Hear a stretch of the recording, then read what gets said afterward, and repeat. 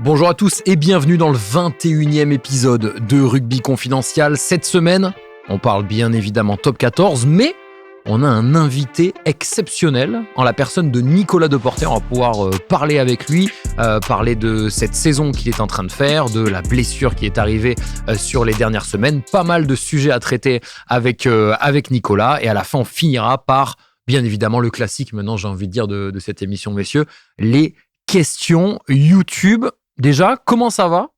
Gaël ou Sacha? Je commence par qui? Gaël, toujours. Gaël, parce que c'est quoi? C'était son anniversaire. Grosse ouais. semaine. Anniversaire, la 100e avec le Racing. C'est déjà pas mal, en vrai. Ouais, c'est déjà pas mal. C'est déjà pas mal. C'est Un essai? déjà pas mal. Oui, Un essai, ouais, c'est vrai. Un C'est essai vrai. pour fêter ça face à Postwigen. Comment ça va? Ça va, écoute, en pleine forme. Pas fatigué hier? T'as fêté un peu la nif peut-être? Ouais, un peu, mais ça va. Franchement, ça va. Raisonnable. Pose la question, je t'ai invité quand même. Ouais, il Moi était aussi, mais je vous ai pas vu. Ouais, c'est vrai qu'on s'est- Je suis T'es arrivé là. trop tôt. Ah ben, moi on m'envoie un horaire. Ouais, Je c'est suis vrai, là à c'est l'horaire. vrai que- là. Moi, j'ai eu un peu de retard. T'as eu un peu de Retard à retard à l'allumage. ton Un peu de jet propre lag. anniversaire. Retard à l'allumage. Bah, c'est le train, c'est pas de ma faute. J'étais pas trop à l'heure non plus, mais je suis quand même arrivé en Ouais, avance. Mais je t'ai aidé à patienter quand même. C'est vrai. Tu m'as bien aidé. Heureusement, il y avait à manger. On mange. on On mange a bien. mangé très très On bien. mange bien dans son restaurant. Non, c'est top. Mais ouais, 32 ans. 32, on vieillit. Tu les Ça fais pas, avance. hein. Ah, c'est gentil. Bah, écoute, ça va, tout va bien. Honnêtement, encore plus de maturité, plus de sagesse, tout va bien. Encore plus de cohérence peut-être. Exactement. Encore Qu'est-ce qu'on plus te de souhaite pour cohérence. cette année des Un 32? big up, quoi. Gros big Ça up. commence. Bah, c'est toi, tu me mets des pièges, je mets des pièces. Mais qu'est-ce qu'on te souhaite pour cette année des 32? Bah, plein de belles choses, des victoires, des titres si possible, et la santé, je pense que c'est le plus Toujours la important. santé, bien sûr. Évidemment. La santé, l'amour, la joie, En tout cas, nous on sera le là pour bonheur, toi. tout. Merci mon frère, ça fait plaisir. Et Sacha, t'étais à Bayonne. À Enfin, à Saint-Seb. Noeta. Ouais, Ouais. Saint-Sébastien pour le match de Bayonne-La Sous la Rochelle. pluie. Quel stade. Et alors? Ouais, le stade. Exceptionnel. Stade de la Real Sociedad. Équipe de foot. Exactement. Je pense que j'ai vu pas mal de stades dans ma vie, mais j'ai rarement vu un stade comme celui-là. Il est magnifique. Les vestiaires, j'ai jamais vu ça. Ouais, c'est dingue. Et c'est un club, on va dire, milieu de tableau, haut de tableau de Liga. C'est pas non Ouais. plus le Barça, le Real, etc. Ils ont des vestiaires avec des cuisines pour les cuisiniers, etc. Dans leur le vestiaire. Ouais. Ouais, c'est dingue. J'ai jamais vu ça. Franchement, le stade exceptionnel. Tu sais, maintenant, il y a un truc qui se fait de plus en plus, mais t'as le couloir avec les vitres où t'as les hospitalités et tout. Magnifique. Par contre, il y a eu beaucoup de pluie. Ouais. Et j'ai pas trop profité des Ouais. tapas. Non, ça a été plutôt pas aller-retour, osé, quoi. on va dire. Ouais, et puis t'as dû bouger parce que t'avais un autre match le dimanche. Ouais, du coup, j'ai dormi à Biarritz, donc je suis même Ouais. pas resté profiter. Et hier, j'avais le match du Stade Français, Paris-Clermont, donc on a bossé. Il y a eu du Super Rugby ce week-end. Il y a eu du Super Rugby, bien sûr, qui Oui, passe ce soir. Enfin, du coup, donc il sera déjà passé lors de la. Donc déjà commenté. Exactement. Hurricanes Reds, super match à regarder. C'est En vrai. replay sur Canal. Mieux ou- que Bayonne-La Rochelle. Franchement, ouais. Après, Ça moi, joue un peu plus. Ouah, ça joue terrible. Ah ouais. Ça joue terrible. Il y a des pépites, Après, mais il y a ils ont Jordi Barrett. Le problème, il y c'est a- qu'ils jouent, ils ont Ah, rien à Hurricanes, perdre. Ils ont c'est rien costaud. à perdre. Moi, c'est ça que je reproche au Super Rugby. Ils ont Oui, rien mais à perdre, les arrête mecs. avec tes reproches. Non, parce que nous, on rentre tous les matchs en top 14. Tu joues avec la peur de perdre, tu vois. Exactement. Non, mais c'est vrai que pour le coup, il n'y a pas de montée-descente. Ouais. Donc ça joue, ça prend beaucoup la pénale touche, il y a des scores de fou. Mais franchement, il y a des belles actions et les Hurricanes, ça joue super bien. Il y a Axar qui nous a dit dans les commentaires YouTube, toujours incroyable podcast. Déjà, merci beaucoup, c'est très gentil. Et il va falloir penser à déposer une marque cohérent. les gars. Et moi, je pense que si on fait un jour des t-shirts ou des trucs comme ça, il faut qu'il y ait écrit cohérent On va quelque le faire, part. on va le faire. On va les tous financer. arriver, on Ouais. fait big up, cohérent. Un big up cohérent. Et Vous quoi voulez vraiment rajouter ce big up? Ouais, Je vais le moi, sortir. Moi, pour moi, le big up, tu sais qu'on me l'a dit cette semaine plusieurs fois et tous les gens ils écrivaient big. Ouais, t'as dû le recevoir en Ouais. message, etc. C'est Mais sûr. on peut financer la campagne des t-shirts à chaque fois qu'on dit du coup cohérent ou big up. Allez, Mais big up, parfait. j'ai prévu de le dire un peu moins, je pense. Un peu bon. Mais en plus, toi, Gaël, les vêtements, ça te parle. Tu vois, il faut qu'on fasse. Non, on peut le faire, truc. hein. Franchement, ça peut être sympa. T'as les J'aime contacts pour en plus. Ouais, j'en connais un peu. Ça, je discutais avec des gens à l'anniversaire. Ah, il y a ça de tout. bosse, ça bosse à Il y a du Paris, beau monde. dans des grandes marques et Il y a tout. du beau Oh monde. là là, quel C'est bonheur. classe. Hein. Et il y a Jules qui a remarqué quelque chose dans les commentaires aussi, c'est que Gaël essaye de remplacer cohérent par pertinent Ouais, j'essaie d'alterner un peu. et que c'était un gros travail sur toi que tu avais fait. Donc c'est Ouais, je vais remarqué quand essayer. même. Je vais essayer de pas le dire aujourd'hui. Tu vas essayer de pertinent. Exactement. Moi, ce que j'aimerais bien, c'est qu'on fasse un cardigan cohérent. Ouais, ça pourrait être cohérent. Ça pourrait la ça dernière Tu fois. pourrait la être jetterais, carrément non, j'imagine? Bah, moi, je prends Tout ce qui est tous cardigan. les cardigans, messieurs. C'est la classe. Ah ouais, t'adores. Moi, je prends. Il y a Jules qui a relevé quelque chose sur Sacha. Remarquez qu'on relève pas de choses sur moi, hein, quand même. Ah, t'es Vraiment, parfait, encore une fois, après. c'est très... Celui-là, je Je, suis pas je là. passe à travers cette émission, personne ne me voit. On relèvera les ultra dominants de Sacha. Ouais, c'est vrai Sacha qu'il dit le dit. régulièrement Les ultras, ultra on pourrait dominant. faire. Ah, c'est parce que Pas j'aime mal. les ultras, peut-être, mais Mais je vais essayer de moi le dire peut-être, ou je sais pas, s'il aime bien, après je peux continuer. Hein.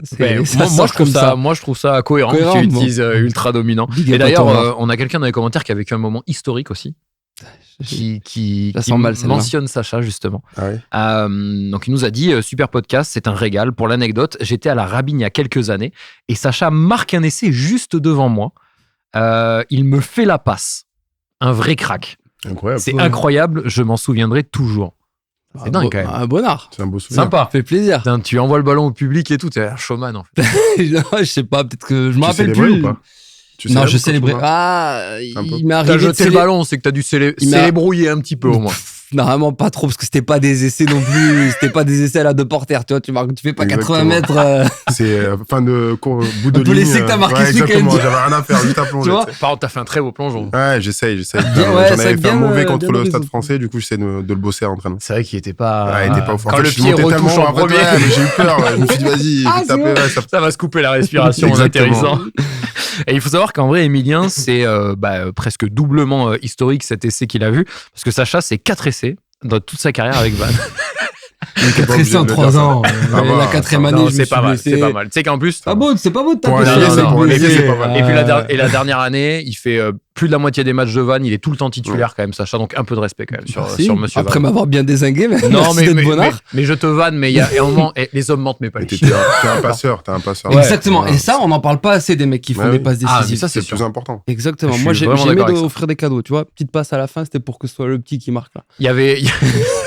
Le petit, il a arrêté à 27 ans. Le petit. C'était pas beaucoup plus petit comme.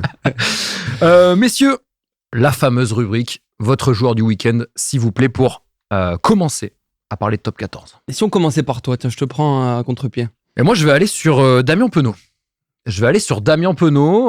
Parce que repositionnement en 13, l'UBB est allé s'imposer à Lyon, match qui est compliqué face à des Lyonnais qui étaient plus en forme, et ça marche bien. Il fait 100% au plaquage ce week-end, chose qu'on lui a énormément reproché l'aspect défensif. Il est ultra tranchant en attaque, ultra dominant, j'ai envie de dire même.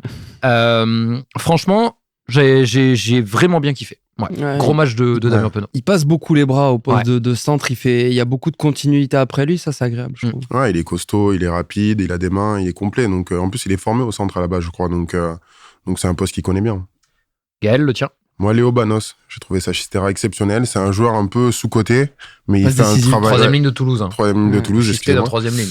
Magnifique. Il fait une super saison. Je le trouve super bon. Et je trouve qu'il est sous-coté parce que c'est un joueur qui joue énormément avec Toulouse et qui leur fait beaucoup de bien. Et je pense qu'ils vont se gratter la tête à arriver en phase finale parce qu'il fait des sacrés matchs. Ouais. Moi, ce que je trouve, pour le coup, très cohérent de la part du Stade toulousain, c'est qu'ils l'ont un petit peu comme a fait Valentin Delpy, ils l'ont envoyé de temps en temps retourner à Mont 2 en prêt, etc. Et je trouve que ça lui a permis de terminer sa formation. Il s'est aguerri aussi, tu vois, dans ce championnat. Et effectivement, je le trouve très bon, très complet. Il est rapide, il a de super mains. Il est en train de prendre aussi un peu en densité physique. Donc, ça vient être encore plus complémentaire avec cette troisième ligne déjà solide du côté de Toulouse. Et ton joueur, Sacha? Alors moi, j'en avais 2 en tête, mais la dernière fois, tu m'as dit qu'il fallait pas. J'aurais pu dire Louis Carbonel, que j'ai trouvé exceptionnel de par son activité hier. Il en cite quand même 2, c'est insupportable. Oui, mais je te l'amène d'une manière pour que tu dises rien. En fait, je suis pas dupe, tu vas m'en donner 2 à la fin. Non, moi, je vais dire Sam Simons, justement du Loup. C'est un joueur qui est assez sous-coté et j'avais envie de le mettre un petit peu en valeur. C'est pour moi un numéro 8 quasiment parfait, qui allie puissance, vitesse. Je le trouve très très rapide. Je me rappelle d'une action contre l'UBB où Louis Bielbiarré perce et il est pas loin en tout cas, il le tient sur les premiers mètres, sachant que c'est un avant, il a 31 ans. C'est un mec qui a déjà eu le maillot des Lions britanniques. Donc, joueur très très fort, capitaine du Loup. Il est très explosif. Ouais, très explosif, très bon, très puissant. Un vrai soldat aussi. Surtout sur les terrains synthétiques, on voit vraiment sa plus-value à ce niveau-là. Et je trouve qu'à Montpellier, il était un peu dans le dur. Clairement. Et là, cette année, à Lyon, je pense que c'est une des meilleures recrues du championnat. Il fait des super matchs, il est très rapide, très explosif sur les premiers mètres. Et c'est un combattant, donc il leur fait du bien. Ouais, il me fait penser un peu dans la puissance à Greg Aldrit, tu vois, mais il est encore plus explosif que lui. Il est quand même bien plus rapide. Ouais, pour moi, c'est... sur le poste de numéro 8, c'est quasiment l'archétype, je trouve, presque parfait. Même s'il n'est pas très grand, je le trouve très très puissant. Ça punch sur la ligne, comme on le veut. Quoi. Ouais, exactement. Gros porteur, tout ça. Ultra dominant. Racing 92, 27-17 pour la section paloise. On commence par ton match, Gaël. Ça a été dur. Ouais, ça a été dur. On a tenu le bon pendant, je dirais, 50-60 minutes et on a craqué à la fin. À la 50e, pour le contexte, excuse-moi de te couper, Ouais. il y avait 17-3 pour vous. Ouais, exactement. Je pense qu'on a vraiment un moment phare. On est à 50 cm de la ligne, on fait un en avant. Ça nous remet dans le dur. On n'a pas eu beaucoup de possession. On a été vachement dominés. Et honnêtement, ils ont été un peu maladroits parce que s'ils étaient adroits sur ce match, je pense qu'on aurait pu prendre cher parce qu'ils ont quand même pas mal d'occasions. Notamment, on a 4 envois dans but pour nous. Donc, ça veut dire 4 possessions où ils peuvent marquer. Ils font 2-3 en avant à 2 mètres de la ligne. Donc, sur ce match, on avait toutes les conditions pour aller chercher un truc positif et on n'a pas su le faire. Donc, c'est assez frustrant, ouais. La plus grosse frustration, c'est le fait de perdre ce match ou de même pas prendre de bonus défensifs parce que vous prenez un essai. Les deux, honnêtement, de perdre déjà ce match parce que je pense qu'on pouvait le gagner. En tout cas, on avait tout pour le gagner, même si pour moi, on n'est pas dominateur, on tient pas le ballon et c'est pas un match référence pour nous, mais on aurait pu le gagner sur l'état d'esprit, sur l'agressivité, le combat et malgré ça, on a perdu. Et je pense que quand ils accélèrent, honnêtement, on avait tous les facteurs, la pluie, ils pètent leur 10 avant le match. Donc on avait mis beaucoup de pression sur eux et on a lâché à la fin. Et c'est une très très belle équipe. J'avais dit en rigolant que le Racing ferait top 6 si les matchs s'arrêtaient à la 50e minute. On est encore dans ce cas de figure-là. Statistiquement parlant, on est une des équipes qui a le plus gagné du championnat et malgré ça, on est 7e. Parce qu'aujourd'hui, les bonus, ça a une réelle importance. On en a pris que 3. Regarde, un match comme celui-ci, on le prend pas. Et il y a des équipes qui ont 14 bonus, par exemple, ou 13 bonus. Ça me plaît que tu parles de data. Et je m'inspire de toi un peu. Mais c'est vraiment un truc où, aujourd'hui, dans ce championnat, tu peux être peut-être une des équipes qui gagne le plus, mais tu peux te retrouver 7e, 8e, malgré ça. Donc, aujourd'hui, les bonus, ça a une réelle importance dans le top 14. Et c'est pour ça que c'est frustrant de les perdre à la fin comme ça. Surtout sur la dernière action, on ne doit pas taper ici. Pour moi. Tu sais qu'en termes de data, vous perdez 3 matchs à la dernière minute. Ouais. Et donc, vous perdez 9 points au total et vous êtes aujourd'hui à 9 points de la 2e place. Exactement. T'imagines sur les dernières minutes. C'est terrible quand même. La stat, elle est dingue. Mais on a vu ça en entraînement et c'est vrai que, à la vidéo, excusez-moi, et c'est vrai que c'est choquant quand même. Tu te dis que t'es invaincu à la maison pour l'instant. On est allé chercher 1 ou 2 victoires à l'extérieur et malgré ça, t'es quand même 7e. Moi, je trouve que c'est rageant, pour revenir rapidement sur votre défaite, c'est l'essai que vous encaissez. Bon, il pilonne, etc. Ouais. Mais en fait, voir Carbonneau venir défendre à quelques mètres de ligne. Alors, il y a le poteau qui gêne aussi, tu vois, mais je trouve que c'est pas le meilleur profil pour venir proche. Alors, le demi-mêlée doit toujours être... Enfin, t'as beaucoup de joueurs qui sont consommés, mais je trouve que c'est dur pour vous. Ça me fait penser à la belle prestation que vous aviez fait aussi à Bordeaux, où vous aviez fini par craquer. Ouais. Bah, c'est le problème que vous avez cette année, mais j'ai quand même l'impression, et je garde ce côté positif, si vous réglez ça, franchement, vous êtes quand même une équipe redoutable. On est embêtant, je pense qu'on est embêté la discipline, on a fait 16 fautes, et ils en ont fait 6, je crois, donc la différence, elle est énorme entre 10 pénalités, donc c'est 10 possessions dans ton camp, donc c'est très dur à défendre face à des équipes qui sont ultra précises, et je pense que c'est vraiment... Sur tous les gros matchs à l'extérieur, on a explosé à la fin, mais les matchs, tu les gagnes à la fin à ce niveau-là. Et quand tu joues Toulouse, Bordeaux, La Rochelle chez eux, etc., tu craques à la fin, mais ils t'amènent jusqu'à là, en fait. Jusqu'à la 60e, t'es dedans, parce que physiquement, ils sont prêts à tenir 60, 90 minutes à fond. Et nous, un peu moins, on est une équipe très physique, très dense. Et donc, quand ça va vite, c'est très dur. Et face à des équipes comme Pau, Toulouse et Bordeaux, c'est très dur. Bayonne, 26, La Rochelle, 15. Sacha, ton ressenti sur le match que tu as vu de tes propres yeux? Beaucoup d'indiscipline des deux côtés. Déjà. Beaucoup d'indiscipline. Je trouve qu'il y a un côté rageant pour La Rochelle qui fait une belle première mi-temps, mais qui concrétise pas. Je crois que Bayonne fait plus de 10 fautes à la mi-temps, c'est énorme. 17 au total. 17 au total. Ce qui est terrible pour La Rochelle, c'est qu'ils pètent 3 joueurs majeurs. Ils pètent Botia, ils pètent Skelton, ils pètent Nignashvili. Donc déjà qu'ils avaient énormément de blessés, ça vient pas les aider. Après, j'ai aimé le courage et l'abnégation qu'a eu Bayonne, sincèrement. Ils ont fait le choix de pas faire jouer Joris Second. Et je trouve que ça a été parfaitement assumé. Les mecs me disaient justement qu'ils voulaient le faire aussi pour lui, ce que je trouve super cool. Et puis ils ont été portés par un public quand même à Anoeta qui a poussé, il y avait une vraie ferveur, etc. Donc je sais qu'ils sont en mission. Jet Fraser, leur manager, me l'a dit. Il leur reste 6 matchs maintenant. Ils avaient dit 7 finales. Il leur en reste 6. Je sais qu'ils veulent accrocher un truc. Bah, bravo déjà pour avoir gagné contre une belle équipe de La Rochelle qui était en forme en ce moment. Pour Joris Second, c'est qu'il y a une sortie nocturne la veille du match à Anoeta. Enfin, à la veille du match à Montauban. À Montauban, pardon. qui a fait que il y a eu une petite mise à l'écart pour ce week-end à Anoeta. Petit débordement. Ouais, voilà, mais bon. Turbulence. Mais du coup, les joueurs avaient quand même à cœur de gagner pour. Ouais, c'est ce qu'ils m'ont dit, parce qu'ils sont solidaires. Il était capitaine quand même bien sûr. à Montauban. C'est un mec qui est cool, qui était sur le banc. Il y a pas de, enfin ça y est, c'est réglé. Oui, bien sûr. Ça a été discuté en interne, etc. Je trouve que c'est même plutôt bien géré, tu vois. J'en discutais avec Nick Abendanon notamment, qui fait le jeu au pied là-bas. Et les joueurs sont vachement solidaires dans une saison qui est pas facile pour eux, notamment au niveau du staff qui a beaucoup changé et tout. Donc eux sont solidaires et ils avaient aussi envie de le faire pour lui, ce que j'ai trouvé cool. Avis sur le geste de Tevita Tatafou? Carton rouge pour moi. Ouais, c'est quand même dangereux. Après, je pense qu'à la base, il voulait pas en faire gros, ça, mais il avait pas la puissance. Je remets juste dans le contexte, croc-roll, où il retombe sur les articulations. Ouais. L'arbitre estime qu'il n'y a pas suffisamment de vitesse pour que ce soit un carton rouge, du coup que ça baisse le niveau de danger. Je trouve qu'on passe quand même pas loin d'une jambe qui part. Si c'est Baptiste Germain, tu le revois pas pendant un paquet d'années, hein, sur le croc-roll qu'il fait. Ah bah, je pense aussi. Là, il le fait sur le Géorgien. Ouais. Qui a traîné la patte tout le reste du match. Ouais, moi je trouve, c'est des gestes qui sont terribles. Antoine Dupont s'était blessé sur un geste similaire. Mais après, c'est aussi moi je trouve que c'est un problème. Pendant très longtemps, on s'entraînait à cette prise crocodile. Tu sais que j'ai une anecdote sur ça.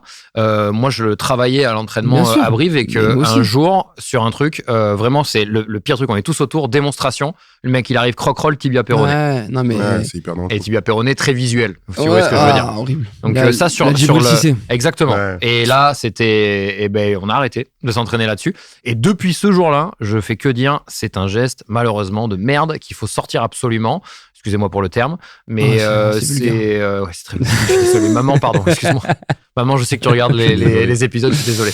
Non, mais c'est vraiment un geste dangereux. C'est pour ça que et effectivement, on l'a appris. Donc en fait, c'est aussi des réflexes, je sais, pour les joueurs. Exactement. C'est dur, mais il faut le sortir absolument. C'est trop dangereux avec la fatigue. Les mecs arrivent avec de l'intensité, donc ça déborde toujours sur les membres inférieurs. À l'époque, on disait qu'il fallait ceinturer ici au buste, mais tu te rendais compte que sur des mecs très solides, t'es obligé d'aller un peu plus bas pour les enlever. Non, c'est une règle pourrie. Il faut l'enlever pour qu'on protège les articulations, vraiment. On a du côté de La Rochelle Will Skelton, qui est sur une probable fin de saison, Levani Botia ou encore David Niashvili qui sont sortis blessés. Ça va être dur à... Ouais, c'est un sacré coup dur pour eux. On l'a vu à la sortie de Skelton, elle a fait très mal. Dans la densité physique, il apporte un truc extraordinaire. Botia, pareil. En plus de leur leadership, etc. C'est vraiment des mecs qui imposent physiquement et qui sont très dangereux.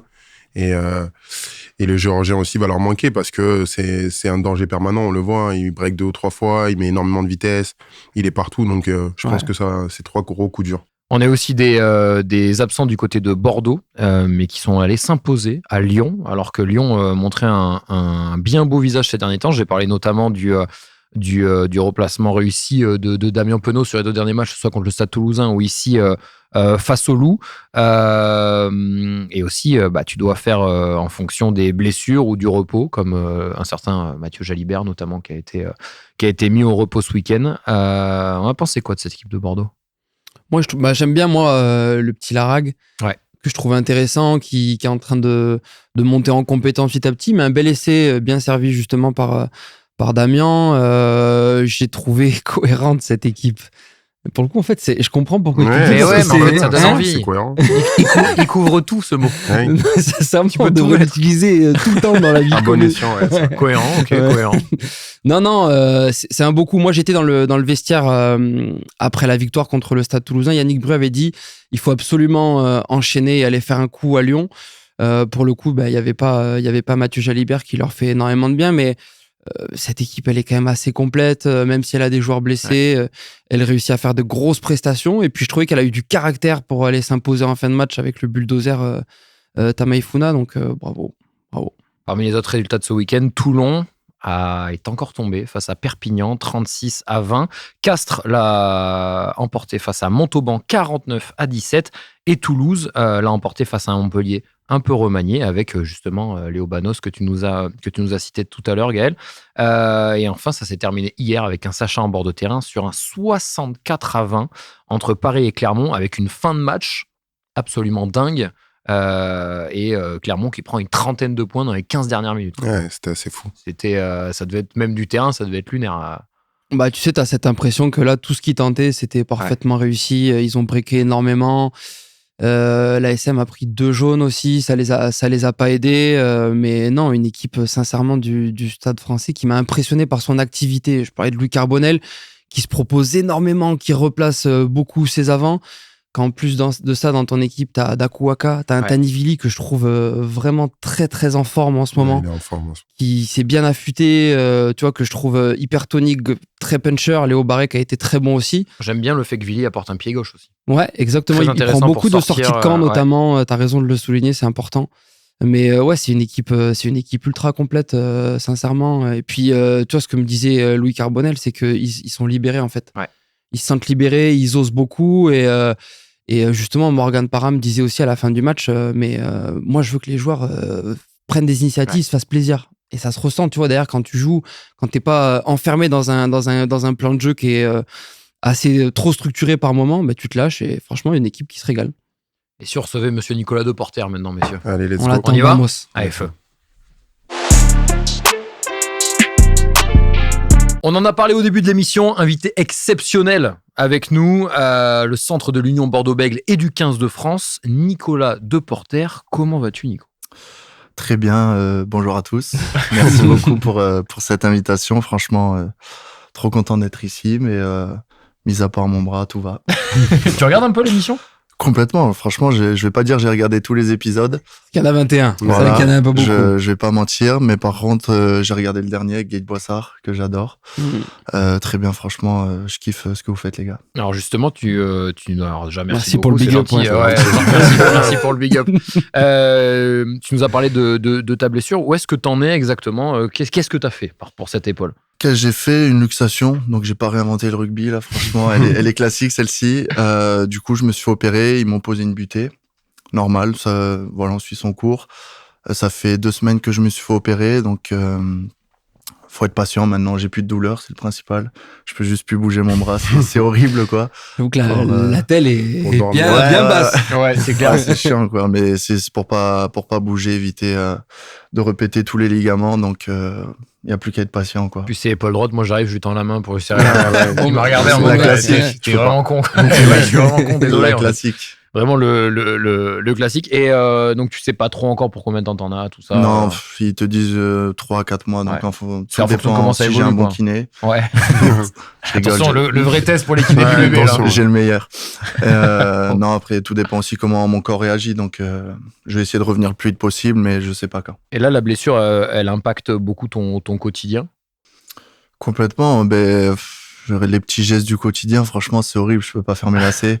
Donc déjà, rien que ça, c'est horrible. Scratch aux toilettes pour s'essuyer. Non, mais donc ouais, c'est embêtant pour la vie de tous les jours. Après, tu commences à t'adapter et tout ça, mais bon, c'est tourné en rond, et comme l'a dit Gaël, surtout, ce qui me fait le plus chier, pardon pour le mot, c'est les beaux jours, et on commence les phases finales, tout ça, c'est frustrant, donc, mais bon, ça fait partie de ce sport, et donc, j'accepte, et je vais essayer de revenir plus fort. Et ça ressemble à quoi une journée d'un joueur de l'Union Bordeaux-Bègles qui est blessé ? Parce qu'on s'est croisés, mais j'ai vu, il venait au centre d'entraînement, tout ça. Ça ressemble à quoi ? Là, pendant 1 mois, je peux rien faire, que ça soit kiné, cardio, vélo, enfin, je peux absolument rien faire, donc mes journées sont faussées. Je vais sortir de mon lit vers 11h. Je vais me rendormir vers 14h pour faire ma sieste. Moi aussi, hein. Quelle vie. Le problème, c'est qu'il n'y a pas de play, du coup. Non, pour le coup, là, elles sont vraiment faussées, je m'ennuie, je fais rien, mais je passe quand même au club voir les copains, je reste accroché au groupe. J'essaie de faire d'autres choses que je fais pas pendant que je fais du rugby, parce que je peux pas tout dire. Moi. Non, ça je peux pas y aller. Non, du tout, mais enfin, gérer des choses qu'on a à côté du rugby, plus me concentrer sur les études aussi. Ouais. C'est encore un sujet, les études ? Ouais, bien sûr, c'est toujours bien d'avoir un truc pour l'après-carrière. Donc, c'est vrai que pendant cette période de blessure, c'est en visio, mais je fais de plus en plus de cours que quand j'étais pas blessé, car j'ai moins de temps. Donc, ouais, parce qu'on rappelle, Nicolas a 23 ans. Donc encore le temps d'être aux études. T'avais fait les études aussi en parallèle? Bien sûr, tu me prends pour qui? Mais je pose une petite question. J'ai un master. Je me renseigne juste. J'ai un master. Je vais Pas t'as pris la mouche immédiatement? Je sais pas, je l'ai senti comme une attaque. Alors pas du tout. Je veux juste me renseigner sur mon pote. Non, t'es gentil. En fait, juste avoir des infos. T'es gentil. Non, mais oui, c'est important. Et c'est vrai que là, du coup, t'as un peu plus la tête à ça. C'est pas non plus le plus fun quand t'es blessé. Mais après, moi, j'avais envie de revenir justement sur ta blessure. Je me rappelle, tu t'es blessé contre l'Écosse et je t'ai vu rester un petit moment sur le terrain. Ouais. Je sais que c'est pas facile quand tu te blesses, quand tu joues des matchs importants, tu veux toujours tenir. Moi, je m'étais cassé la main sur un barrage de Pro D2. T'as envie de continuer, mais quand tu sens que tu peux pas, comment justement tu l'as vécu par rapport à ça? T'as senti de suite que c'était un truc grave, mais il y a l'enjeu, tu t'es dit ça va passer ou c'est quoi? Ouais, exactement. Mais j'ai pas senti pour le coup que c'était si grave que ça. Je me suis déjà fait des acromios, tout ça, on se l'est tous fait, j'imagine, mais on sent que ça pique, mais avec l'adrénaline en plus, l'excitation du match, la chaleur, tu résistes. Et à un moment, elle est complètement sortie, l'épaule. Et là, j'ai pas pu résister. Donc, ouais, d'accord, ok. Ça s'est fait en 2 temps, en fait. Ouais, en fait, il y a le moment à la 25e où je plaque et on me voit. Dès que je suis au sol, je fais ça. Oula. La moulinette. Ouais, c'est ça. Donc, là, je commençais que ça piquait. Je suis resté, comme j'ai dit, avec tous les arguments que je viens de dire. Et deuxième mi-temps, je re-rentre, on se prend l'essai très vite, je crois à 42e, un truc comme ça. Et là, je fais un mouvement et elle sort, quoi. Et là, j'appelle le kiné, je dis remets-moi l'épaule, ça va pas. Et donc je sors sur ça et pareil dans les tribunes. Elle ressort, donc là j'ai compris que ça sentait vraiment pas bon, quoi. Donc et pour le coup à froid ça fait très très mal, quoi. Donc je remercie le doc qui m'a passé. T'étais dans les tribunes, elle est ressortie? Ouais, j'ai refait un mouvement et elle est ressortie, quoi.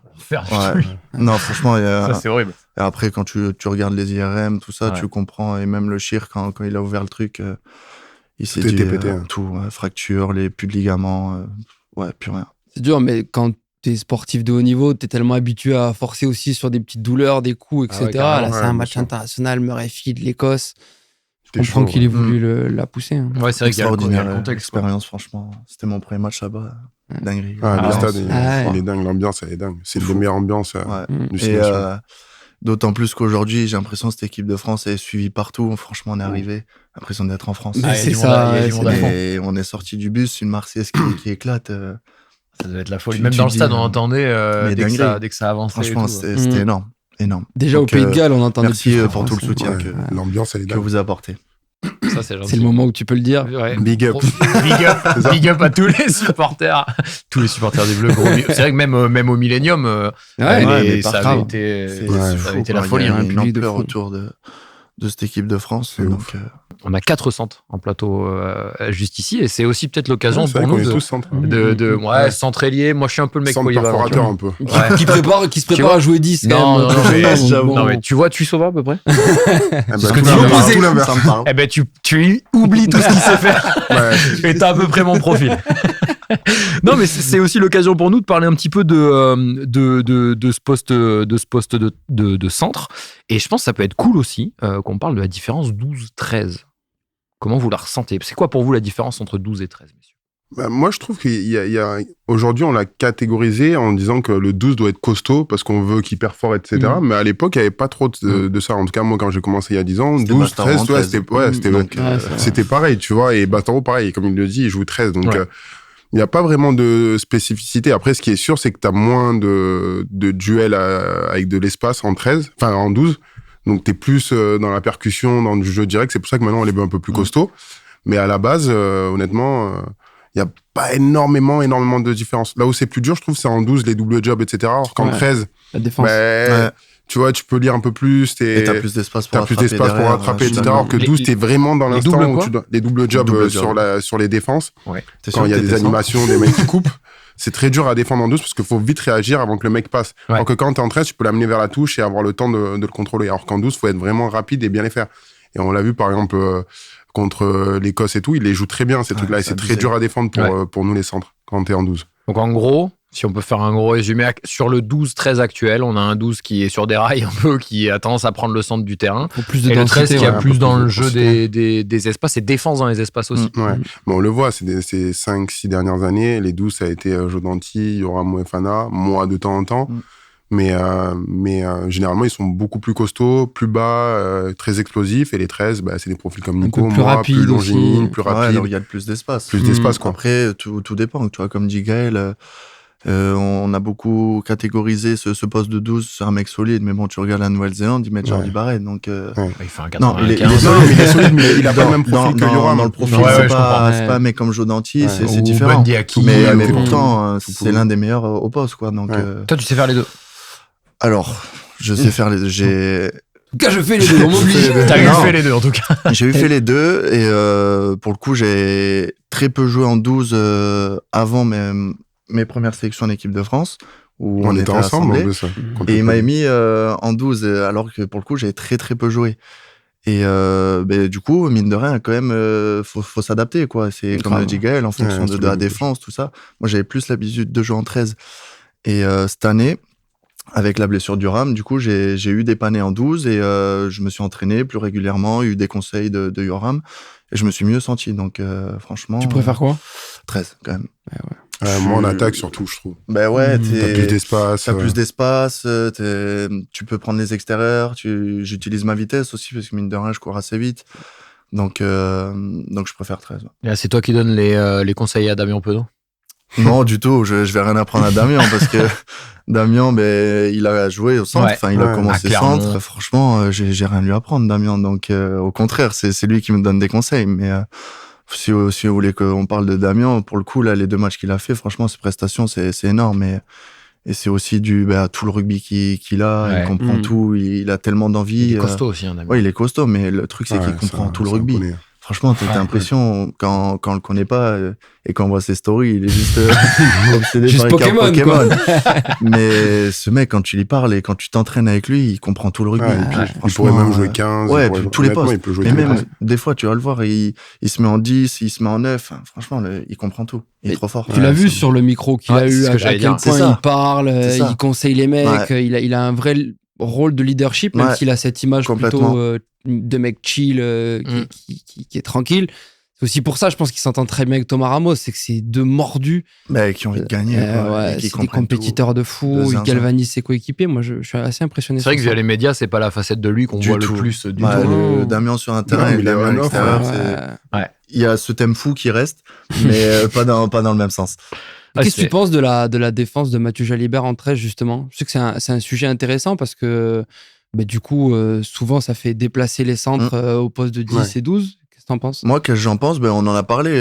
Cette première zone 10-12, ça reste très frontal. Et c'est vrai qu'aujourd'hui, les équipes vont plutôt chercher un 10 parce que c'est moins physique aller chercher un 12-13. Donc, mettre Mathieu à l'extérieur, c'est un peu le protéger de cette zone-là. Après, aujourd'hui, on peut foutre Mathieu, maintenant il fout des épaules. Donc je suis pas inquiet. Il s'effile vraiment en ce moment. Mais c'était pour ça, dans un premier temps, que Mathieu défendait en poste de 13, du coup, pour décaler un peu la zone d'impact, quoi. Et puis il a cette qualité de vitesse aussi pour rattraper. Ouais, voilà, c'est pour ça. Mais aujourd'hui, il défend efficacement, c'est pas juste un repli, c'est en fait une vraie solution de défense dans l'espace. Mais aujourd'hui, il peut retourner au poste de 10, il aime le chocolat. Il aime bien le chocolat. C'est vrai qu'il fait des cours de salsa, là, j'ai vu. C'est vrai sur Insta. Non, j'ai pas vu. Il est un peu verrouillé. Ça correspond pas avec le fait de dire qu'il aime les caramels. Peut-être que ça déverrouille les épaules. Peut-être qu'il est un peu plus souple, tu vois. Il est actuellement en vacances au Brésil, d'ailleurs. Ouais, c'est pour ça que je t'ai dit ça. Il a fait un cours de salsa. Ah, J'ai vu oui, ça. Par j'ai contre, vu il sait aussi. pas danser. Faut qu'il vraiment qu'il prenne des cours. Il est un peu verrouillé, quand même. Il peut pas être fort partout. Ouais, il peut pas être bon partout. Peut-être que si le calendrier était moins dense, il pourrait faire plus de Plus vacances de au salsa, Brésil. plus de souplesse, plus de.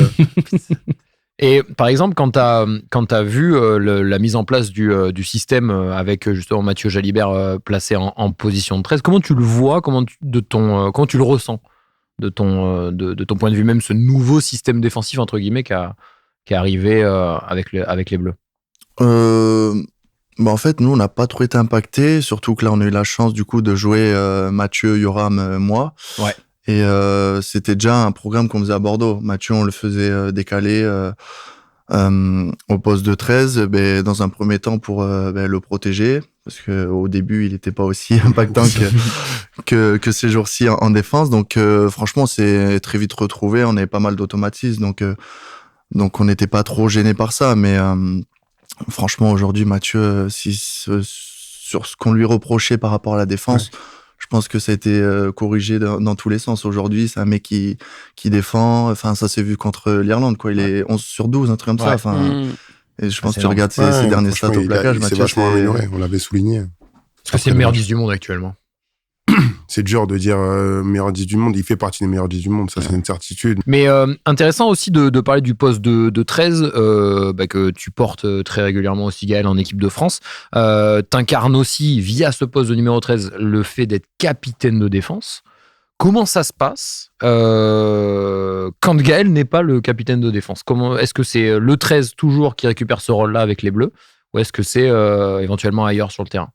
Je sais pas si c'est que le 13 qui récupère, mais pour le coup, j'ai eu la chance aussi de récupérer ce rôle-là. Et de un, parce que je pense j'aime ça, j'aime défendre. Et après, c'est pas que aimer le chocolat ou le caramel, mais c'est aussi comprendre le jeu, parce que bon, si tu fais que baisser la tête et se jeter dans les jambes juste sur un joueur, c'est tout sauf ça, être capitaine de défense. Franchement, c'est aujourd'hui, on regarde beaucoup l'attaque, mais la défense, c'est tellement important. Quoi. C'est 50% du jeu, comme dirait Wemby. Ouais, non, mais franchement, c'est un état d'esprit aussi. Je pense que Nico l'a largement, mais c'est vrai que le poste de 13, il est clé en défense. T'annonces beaucoup de choses, t'annonces le système défensif, tu mets le tempo, tu mets l'énergie aussi, l'attitude, etc. Et Nico, il l'a vachement. Donc, je pense que oui, c'est par rapport au poste de 13, mais c'est aussi une question de personnalité, de caractère. Et je pense que Nico, il a énormément. C'est pour ça qu'il a pris le relais. Je te rejoins aussi sur le positionnement du numéro 13. T'es proche du l'ailier, qui sont normalement des mecs historiquement peut-être un peu moins défendre, même si c'est de moins en moins le cas. Tu vas moins au contact que ton 12, donc t'as aussi une vision un petit peu plus globale. Périphérique. Ouais, tu peux parler. Et puis voilà, on sait que c'est le poste de centre aujourd'hui se rapproche aussi du poste 3e ligne. Tu cours beaucoup, t'as beaucoup d'activités et ça te permet de pouvoir justifier aussi que t'es un petit peu partout. Tu peux bien guider tes coéquipiers. Donc je trouve que c'est le positionnement aussi qui aide à être capitaine de défense. Moi, je l'étais, j'aimais un peu moins défendre que les deux. Mais ça consiste en quoi, ce rôle de capitaine de défense? Tu dois faire quoi? Tu t'annonces un peu les systèmes. Quand tu te regroupes, c'est toi qui parles à peu près du système défensif. C'est l'attitude aussi que tu mets, d'encourager les mecs en défense. Et je pense que c'est un truc que t'imposes, tu vois. Donc, c'est hyper important dans un match. Et la défense, c'est primordial pour gagner des titres et des matchs. Aujourd'hui, avec beaucoup de jeux et puis des possessions, t'annonces aussi les chasses, t'annonces les montées. C'est toi qui replace un petit peu les mecs. Tu fais beaucoup d'efforts au poste de 13, notamment sur le fait de remettre en jeu tes partenaires. Et c'est ça, c'était juste une petite précision. Je pense que la défense est sous-cotée aujourd'hui dans le monde du rugby. On arrive quand même. On y arrive, mais après, c'est vrai que c'est les essais qui font kiffer. Mais... Et surtout, on n'aime pas la travailler. Je sais pas si tu remarques, mais les coachs, ils adorent travailler le système offensif, etc. Et c'est la chiant défense, c'est primordial. Et c'est Bernard Laporte qui disait, avec une attaque, tu gagnes pas des championnats. Par contre, avec une défense de fer, Toulon l'avait pendant les grandes années, tu gagnes des titres. Donc, je pense que c'est hyper important. Et on l'a vu, vous, l'année dernière, vous avez gagné parce que défensivement, vous avez été très, très bon. Capable de grosses séquences défensives. C'est vrai que l'année dernière, il y a des moments où vous faisiez de sacrées séquences défensives. Et Toulouse aussi, c'est une équipe qui, chaque année, est peut-être une des meilleures défenses. Montpellier, en ce moment, ils gagnent, à part ce week-end, parce qu'ils ont une énorme défense. Et je pense que Doumerou, il y est pour beaucoup, parce que c'était un mec qui aimait la défense, il était 13, et qui comprend vraiment la défense. Et généralement, c'est des mecs comme ça qui tirent les équipes vers l'eau. Et Doumerou, c'était un excellent défenseur. Geoffrey Doumerou, ancien centre et actuel entraîneur aussi. Pour le coup, il a dit qu'il trouvait que Damien Penaud n'était pas le mieux utilisé au poste de 13. Non, parce qu'après, Damien ferme énormément, mais c'est un très très bon défenseur. Moi, je suis clairement d'accord. Et pour moi, j'aime bien la défense de Damien, mais c'est vrai qu'à l'aile, elle est plus pratique à l'aile qu'au centre. Au centre, si tu montes tout seul comme il fait, des fois, c'est un peu plus compliqué, mais à l'aile, il fait apporter beaucoup d'actions. Mais lui, ce qu'il disait, c'est que du coup, ça le permettait moins de dézoner. Et Damien, c'est un mec qui aime bouger, se proposer. Il a un peu comme Nico, il a beaucoup d'activités, il est très endurant, il est capable de répéter les efforts à haute intensité. Et donc, lui, ce qu'il disait, pour le coup, je sais pas si je partage cet avis-là, mais tu le voyais un peu moins, justement, venir se proposer et amener des surnombres. Un truc qui fait plaisir, ce qu'a dit Damien contre le match de Toulouse, parce qu'il avait le micro, qu'au poste de centre, il faisait que courir, il plaquait, il avait les rucks. Il est reconnaissant au poste de centre. T'as plus de contact. T'es plus dans le plus qu'à l'aile. À l'aile, tu cours beaucoup plus, mais t'as moins de contact. C'est vrai, Damien, en gros, dans la séquence, pour ceux qui n'ont éventuellement pas la ref, dans la séquence Canal où il avait un micro sur lui, il dit, quand il reglisse à l'aile à la fin du match, il parle avec Maxime Lucu et il dit là, tu fais que plaquer, tu te relèves, tu fais des rucks et tout. C'est vrai. Et c'est vrai que c'est un poste de charbonneur. Le poste de 13 en équipe de France, on en a parlé, capitaine de défense, mais c'est aussi un poste qui est extrêmement disputé. On a justement 2 candidats autour de la table, 3.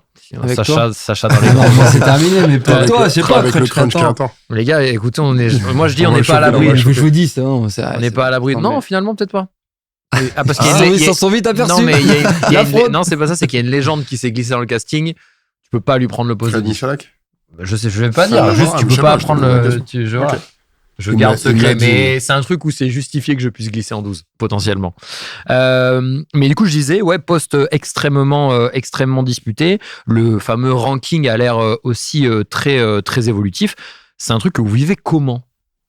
Cette concurrence, etc. Déjà, on s'entend tous bien, donc ça, c'est vraiment une chance et une force. C'est marrant, tu disais pas du tout ça sur... Le mec, c'est un enfoiré et tout. Non, mais honnêtement, on a la chance de s'apprécier, on a tous des qualités, on a tous des différences aussi, et je pense que c'est bien, ça attire tout le monde vers le haut. Aujourd'hui, il y a des jeunes qui poussent et qui sont excellents, comme Nico en fait partie. Il y a Emilien aussi, je pense à Emilien. Il y a Gaëtan, qui peut jouer 13 aussi, donc ça tire vers le haut. Moi, ça me motive à me surpasser et à être bon. Et je pense que de toute façon, ça va jamais s'arrêter. Vu même les moins de 20 qui arrivent, ça va encore pousser. Donc, faudra pas se relâcher. Et, moi, il me reste pas longtemps, mais Nico, il va avoir aussi du souci à se faire et se battre tous les jours. Mais ça te pousse à être meilleur. Je pense que c'est bien. Il le faut. Tu le rejoins ? Ouais, complètement. Déjà, moi, je remercie énormément Gaël parce que quand je suis arrivé, il m'a énormément apporté à ce poste. Franchement, même si on parle de concurrence ou quoi, Gaël, il m'a énormément aidé et était un peu dans la transmission, quoi. Donc franchement, un énorme merci, Gaël. Ouais, merci. C'est une séquence émotion, là. C'est clair. On va pleurer. Mais non, c'est vrai que quand tu regardes cette équipe de France, aujourd'hui, t'as l'impression au centre et en troisième ligne, parce qu'il y a pas mal de monde aussi en troisième ligne. De 3 Mais à bouchées. tous les postes, en vrai, même en 9. Non, mais c'est vrai. C'est un truc de Mais fou. c'est parce que du coup, on est plusieurs. Enfin, il y a 2 centres, 3 troisième lignes, donc il faut du monde, quoi. T'as Pierre-Louis aussi. Mais quand tu fais un rassemblement, on est 6 centres, quoi. Donc tu te dis, qui peut jouer, quoi, parce qu'on a tous des qualités, des défauts. Donc ça, après, je laisse au sélectionneur. C'est pas mon. Métier difficile actuellement, quand même.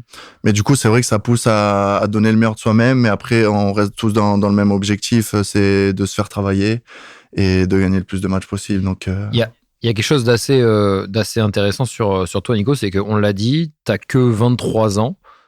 Et pourtant, t'es un vrai leader, on le voit dans la manière dont tu parles. T'as déjà eu un micro d'ailleurs aussi, je crois, Canal. À Bordeaux, il est souvent capitaine. Ouais. T'es souvent capitaine. J'ai fait 2 ou 3 fois capitaine. Mais en tout cas, beaucoup de prises de parole qu'on a pu voir. C'est qu'est-ce qui fait qu'il y a ça ? C'est un truc qu'on te demande ou est-ce que c'est toi naturellement tu prends souvent le lead? Non, du tout, on me le demande pas du tout. Franchement, ça vient naturellement. Et l'explication, c'est que je me sens bien dans le groupe, du moins à Bordeaux en tout cas, même en équipe de France, même si je prends beaucoup de recul parce qu'avec les grands joueurs qu'il y a je vais pas arriver à ouvrir le klaxon comme ça directement. Même si j'aime bien prendre la parole, motiver les gars, ça reste toujours dans la motivation et donner le meilleur de soi-même, quoi. En tout cas, j'essaie moi de me donner le meilleur et d'essayer de montrer l'exemple malgré mon jeune âge. Mais en tout cas, à Bordeaux, je suis arrivé dans un groupe qui m'a direct bien intégré.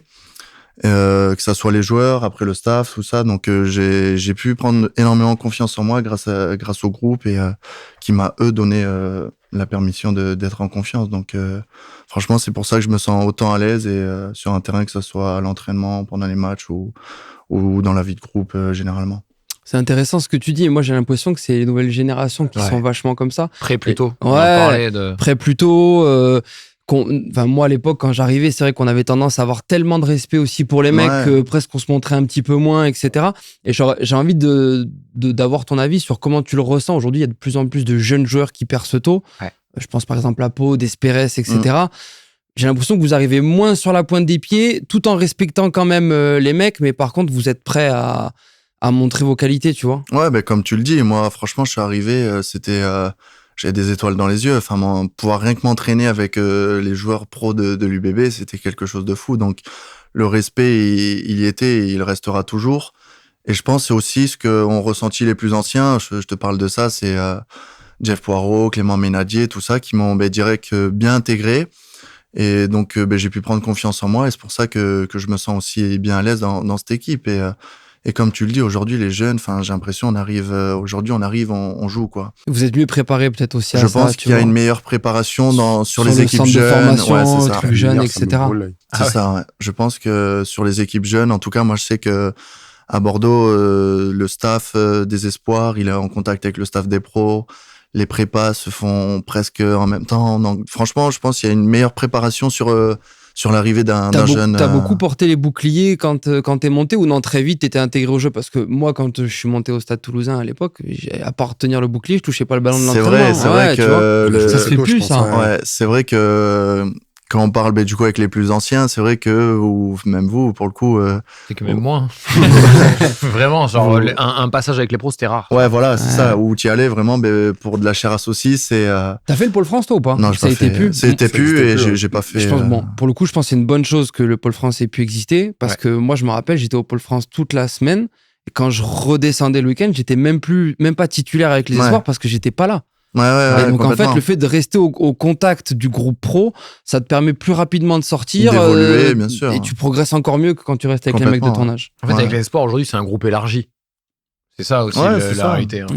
T'as un groupe de 50 gars, plus tu dois le voir aussi au Racing. C'est la même chose, c'est le même fonctionnement, mais aujourd'hui, ça favorise l'arrivée des jeunes, ils arrivent tôt, très jeunes. Donc, et même, je pense que Nico, t'étais capitaine des moins de 20. Ouais. Donc, il a ce truc en lui. Donc, lui, dès qu'il arrive à Bordeaux, il est programmé pour être un leader, ils le savent, il est champion du monde avec les U20 et c'est un mec qui aura des grosses responsabilités dans le futur. Il les a déjà, mais je pense que c'est un profil comme ça, c'est un mec qui est vraiment un leader, qui est alpha, donc c'est une évidence. Tu parlais de... le terme alpha aussi. Alpha, non, mais c'est vrai, je pense que c'est vraiment un caractère. Il y a des mecs qui le sauront jamais. Tu parlais tout à l'heure d'avoir des étoiles dans les yeux quand tu as rejoint le groupe pro de l'UBB, la première que tu as fait avec eux. Ouais.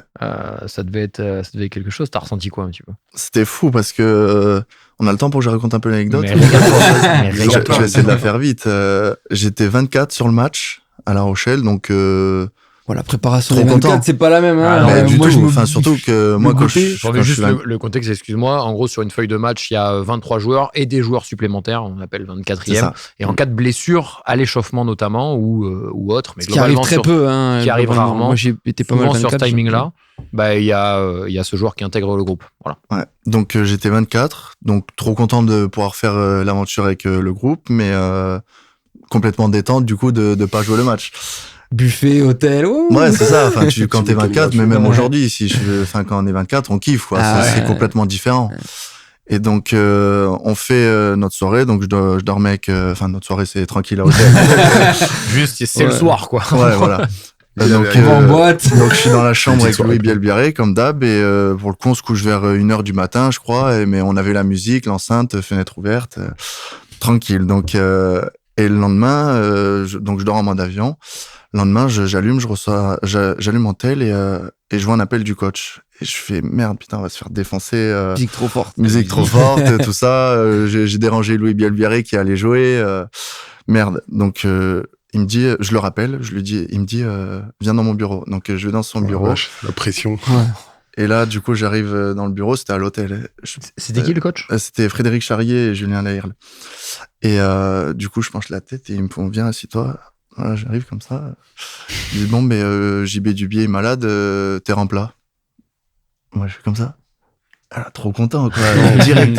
Je dis, bon, trop bien, tu peux retourner dans ta chambre. Et là, je rentre dans la chambre et je dis à Louis, putain, je suis remplat. Il me dit, mais non, on se saute dessus, gros câlin, tout ça. Franchement, trop content. J'appelle direct mes parents, ils prennent les billets. C'était à La Rochelle, donc c'est vrai que c'est pas trop loin, mais ils viennent au match. Franchement, c'est que des souvenirs. Énorme. En plus, victoire. C'est vrai. T'as joué combien de temps? 10 minutes. Parfait, pour une première 10 minutes incroyable. 10 minutes, pas de risque. Ouais. Et t'étais en stress au moment où t'as switché un peu vite ou en fait t'as pas eu le temps, de stresser. C'est trop bien, j'ai pas eu le temps, quoi. On me l'a pas annoncé. Ça, c'est bonheur. Tu me l'annonces, je suis en plat direct, tu cogites, t'es comme ça. Ça se couche pas 1h, ça se couche à 22h. Quand on te l'annonce le mardi, t'as le temps d'y penser jusqu'au samedi. J'ai pas eu le temps de stresser, quoi. J'étais juste trop content. Et en plus, le contexte du match, c'était serré tout le temps, tout le match. Je sais plus combien on gagne, mais c'est un drop de Tani, un drop de Max Lucu, le contexte trop serré. Donc déjà, je me suis dit, je vais même pas rentrer. Et là, à 70e, on me dit, tu viens. J'étais les étoiles pleines. Ouais, moi, c'est moi. Trop content. Et la première en bleu. Est-ce qu'il y a un petit bisutage déjà? Oui. Enfin, Mauvais souvenir. non, pas mauvais Moi, je souvenir. sais, mais- c'est un sketch, ouais, ça va. Non, c'est un j'ai petit fait un sketch, Ouais, mais c'est un tu sketch. te rappelles pas, il m'avait rasé. Sissou, Ah il oui, m'avait c'est rasé. vrai, là. c'est vrai, ouais. J'avais un trou. Ah oui, je m'en Beaucoup souviens. rasé Ah oui. Sissou. Ah, il adore J'avais ça. un trou Ouais. derrière. Ça, c'est le jeu de Sissou, Ouais. c'est vrai. Ouais, Un j'avais, enfer. Ouais, Sissou, c'est Cyril Bay. Ouais, Cyril Bay. j'avais un trou. Enfin, un soir, il m'a Il passé arrive. un coup de temps. Au début, il voulait tout raser, mais je dis, mais non, imagine, je joue, c'est ma première. Je peux être chaud. Fais mes photos. Et pour le coup, deuxième anecdote, du coup, il me rase le soir. Enfin, il me fait un trou là. Et le lendemain, on avait le Media Day, le shooting, Oh, tout ça. l'enfer, ouais. Et je sais pas si tu te rappelles, les gars, mais tu dois te Je me souvenir souviens sur les photos, à un moment, ils te disent tourne-toi et fais une célébration Ouais. pour ce public. Et je dis, là, je peux pas le faire, j'ai un trou. Ouais, Sissou, c'est Cyril Bay, c'est son jeu. Donc ouais, voilà, que des bons souvenirs, ça sent. Il y a que des bons souvenirs dans ce sport-là. La première, c'était au Pays de Galles, c'est ça? En Pays de Galles, ouais, à Cardiff. Franchement, il En m'a 12. bien réussi en 12. Il m'a bien réussi ce stade parce que première, on gagne, champion d'Europe là-bas. Enfin, que des Ah, bons souvenirs. bravo. Ouais. C'est un beau Là-bas, stade en plus. Trop beau, Ouais, trop magnifique. beau. C'est un des plus beaux Préfère stades. celui-ci ou Murrayfield? Cardiff. Ah J'ai deux beaux trucs là-bas, donc je veux C'est dire vrai. Cardiff. Après, Ouais, c'est c'est et j'ai eu les la Mais le chance stade, en il est plus, bien plus beau. C'est Murrayfield, l'ambiance qui est mieux en Écosse. ouais, Mais ouais. le stade, il est plus beau Ouais, à Cardiff. Cardiff, c'est incroyable. Ouais. On a parlé de Louis Bielbiarré tout à l'heure. Vous êtes toujours en coloc? Ah non, quand même pas. Je suis rassuré Ils parce ont que des je me suis dit, copines au maintenant. bout de 15 ans de coloc, les gars, il faut passer à autre chose quand même. À une heure, toujours avec les petits. Non, mais Les mecs, ils se lâchent pas, tu sais. Les gars, vous avez maintenant Non, mais 31 attends, et 32 ans. On n'est pas en coloc, mais on habite à 200 mètres. Ah, ça va, donc ça se voit quand même vous êtes tout le temps régulièrement. ensemble, quoi. Ouais, bien sûr, bien sûr. Et c'est comment, du coup, votre relation actuellement? Tu l'as dit, tu l'as cité plusieurs fois, vous êtes toujours Ouais, aussi bien sûr, proches, ça j'imagine. bouge pas, franchement. Mais on a eu de la chance de. Lui, il était un peu plus avancé que moi sur les matchs pro. Il a commencé avant, tout ça. Mais on a eu la chance de faire les U20 ensemble. Du coup, il était là pour mes premiers matchs en pro, premiers matchs en équipe de France. Franchement, on a partagé énormément de trucs. J'espère que ça va continuer comme ça. C'est pas trop trompé, hein, quand t'es très proche d'un top joueur, ça te pousse aussi à Ouais, goûter. complètement. Mais de toute façon, on se motive tout le temps et Ouais. on s'est toujours motivé depuis qu'on est en U20. Enfin, depuis qu'il arrive à Bordeaux, Ouais.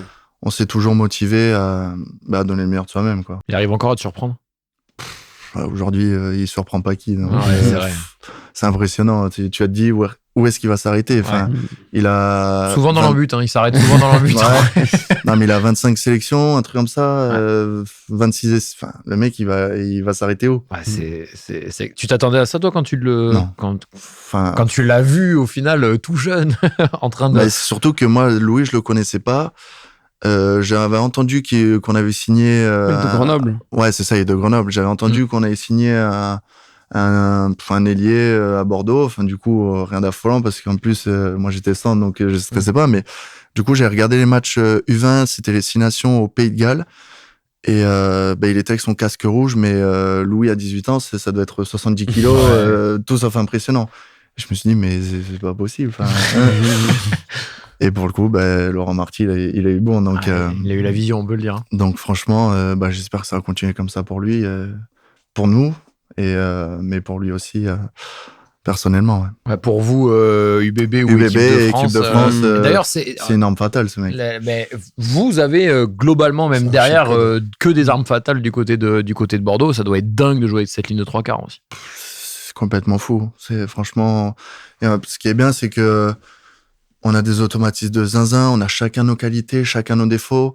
Ça fait maintenant 3 ans qu'on a presque le même groupe derrière. Ouais. Donc on connaît tous les petits types de certains, que ça soit Yoram, Mathieu, Max, enfin tous les mecs avec qui on joue. Donc c'est trop bien, franchement, d'avoir des automatismes comme ça et des gars comme ça. Donc, Ouais, ça aide, c'est énorme. Quand tu parles de stabilité, notamment de plan de jeu, C'est etc., ça, ça c'est. Mais connaître la personne avec Ouais, qui tu joues, ça change tout. Et même après, pour transférer aussi en sélection, Ouais. si t'es avec des joueurs avec qui tu joues tous les week-ends, que t'as de super Les automatismes, c'est ça. Tu te c'est connais, ça. tu te connais par cœur, du coup, tu sais comment il défend, comment il attaque, qu'est-ce qu'il va attaquer la C'est ça. ligne, tu sais que Jali va tenter son par-dessus, qu'il va faire ses crochets, Nico, tu sais qui est avec Yoram, ils ont les bons timings, ils défendent bien ensemble, ils se connaissent.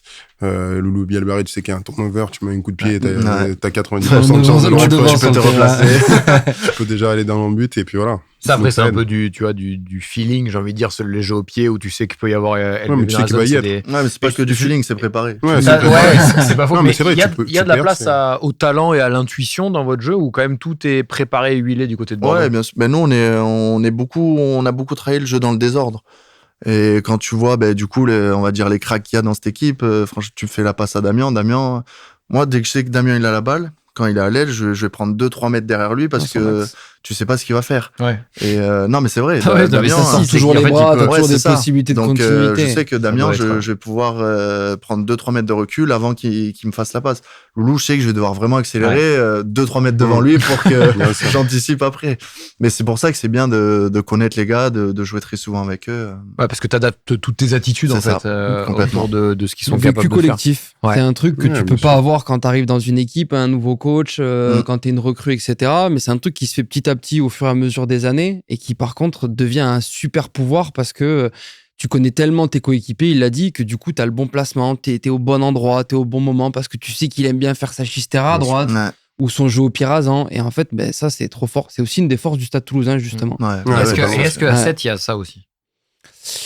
À 7, oui, parce que tu passes toute ta vie ensemble, en fait. Donc, les joueurs, pour le coup, tu les vois plus que ta famille ou que ta copine. Donc, tu passes tellement de temps, justement, dans les hôtels, dans tout ça, ou aux entraînements, qu'en fait, ça devient, moi, quand il y avait Virimi Vakatawa, là, ce qu'il dit avec Damien Penaud, c'est pareil. C'est la même chose. Alors, en plus, nous, à l'époque, on n'avait que lui.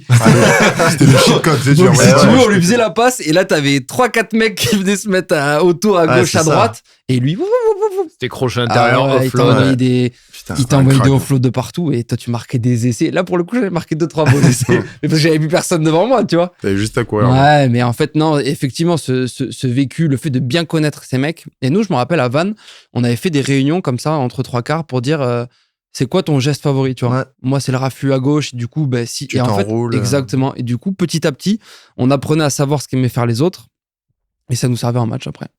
T'as eu ça toi aussi Ouais, je pense. Un joueur avec qui t'étais connecté? Viri Vakatawa. Beaucoup en équipe de France. Joe Danti aussi, j'ai beaucoup joué avec lui depuis l'âge de 17 ans, 18 ans. Donc c'est un mec que je connais très bien. Je savais que il allait pas faire beaucoup de passes, donc je me mettais derrière lui. Je savais en défense qu'il fallait l'attendre pour les double jumps. Non, mais tu t'habitues au gars avec qui tu joues et tu connais ses forces et ses faiblesses. Donc tu essaies de le protéger et de combler ses fragilités et d'amplifier ses forces, quoi. On veut de l'exclu. Est-ce qu'il y a des cracks dans les jeunes de l'UBB qui arrivent encore? Elijah qui a fait son premier match.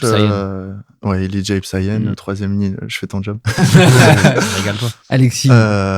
Qui est un crack. Franchement, il a fait son premier match ce week-end à Lyon. Ce mec costaud, il a des mains, il court vite. 8, je l'avais vu, j'avais commenté les U18 de l'équipe de France. Où je l'avais découvert face à l'Irlande, il a assis des mecs toute la journée. Vraiment, c'était très dense. Et c'est un mec qui aime faire jouer après lui, après un contact, il va faire jouer. Et c'est un peu aussi l'ADN de Bordeaux, donc retenez ce nom. Oh waouh, c'est sorti là en premier. Très très gros call ça de fait. Est-ce qu'on passerait pas ensemble aux questions YouTube, messieurs? Bien sûr. Allez, feu. On a Paul PG qui nous dit « Merci beaucoup pour ce podcast qui régale. Une petite question pour les joueurs. Comment vous vivez la pression en étant tout le temps scruté, en devant être performant et présent? Comment vous dormez la veille d'un match, alors que vous savez que si vous dormez mal, ça va être compliqué? Même moi, en amateur, je ne pouvais pas fermer l'œil la veille d'un match. Il faut avoir une force psychologique de dingue. » Comment on dort? Non, mais honnêtement, je pense qu'il faut pas se mettre autant de pression. C'est un plaisir, c'est un jeu à la base, et il faut garder cet esprit enfantin. Même avec les objectifs, on arrive à penser comme ça. Honnêtement, je me suis jamais trop mis de pression autour d'un match de rugby ou d'une compétition. C'est sûr qu'il y en a. Déjà, à la presse, on est jugé tout le temps, on est scruté, on est critiqué ou encensé. Ça fait partie du jeu, et je pense qu'il faut rester simple et pas se polluer avec tout ce qui se dit autour. Donc, moi, la veille d'un match, je suis détente, j'y pense parfois, j'y pense que le jour même, tu vois. Enfin, je me concentre le jour même, c'est ça que je veux dire. J'y pense toute la semaine, mais je me dis pas, ce week-end, j'ai un match contre l'Afrique du Sud ou contre l'UBB. Je sais que c'est des gros matchs, mais j'arrive détente. Même à 5 minutes du coup d'envoi, je suis concentré, mais je suis quand même détente. Et même plus tôt dans ta carrière? Même plus jeune, je suis pas un mec qui me met la pression. Après, c'est des profils différents. Hein. Peut-être que Nico, il réagit différent, mais chacun a sa détente. propre... pareil. Ouais. Non, après, franchement, chacun sa personnalité. Après, moi, pareil, je suis complètement détente, franchement. Zéro pression. Je pense tout le temps à une phrase qu'un de mes coachs très petit m'avait dit, en face, ils ont 2 bras, 2 jambes. Donc au final, tu vas... Ça dépend des bras et des jambes. Non, mais bon, ils sont un peu plus costauds. Franchement, moi, au contraire, c'est c'est que du plaisir, quoi. Chaque week-end, c'est un full plaisir. Même si derrière, il y a des objectifs, tout ça, ça reste un plaisir de faire ce sport. Donc, c'est que du kiff. Donc, full détente jusqu'au coup d'envoi. Ouais. Et des fois, on rigole sur le terrain. Ouais, aussi, ouais, ça, c'est sûr. Moment, ça. Ouais, franchement, des fois, on rigole, Et mais... puis, souvent, moi, j'avais ce truc où je pouvais avoir un peu la presse, etc. Par exemple, premier impact, c'est terminé. Plus rien, t'es dans le match. Ouais, c'est ça. concentré. Mais c'est pour ça, moi, franchement, même dans les vestiaires, des fois, il y a les caméras Canal qui m'attrapent, mais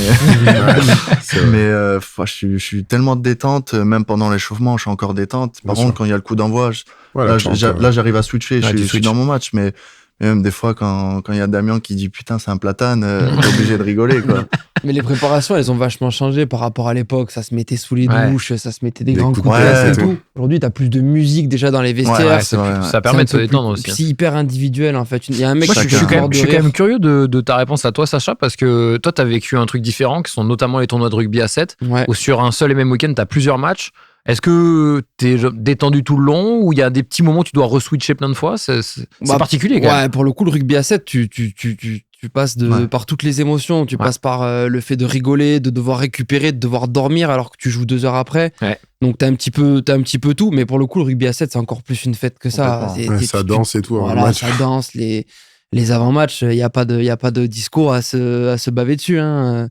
Donc pour le coup, c'est hyper agréable. Au contraire, moi, c'est la transition quand je suis passé quand je suis revenu plutôt au rugby à 15 qui m'a surpris. Ouais, quand je voyais les avants s'emplâtrer des grands coups de casque, etc. T'y es, Sacha? Oui, j'y suis. T'es en train de danser comme ça à la douche. Non, moi, j'avais plutôt tendance à être pareil. Et en fait, ce que je disais avec Nico, c'est que moi, j'adorais ces moments où, alors que t'es très concentré, il y a une mêlée, un truc, tu peux rigoler avec ton pote juste à côté et dire, ah, putain, super ce que t'as fait.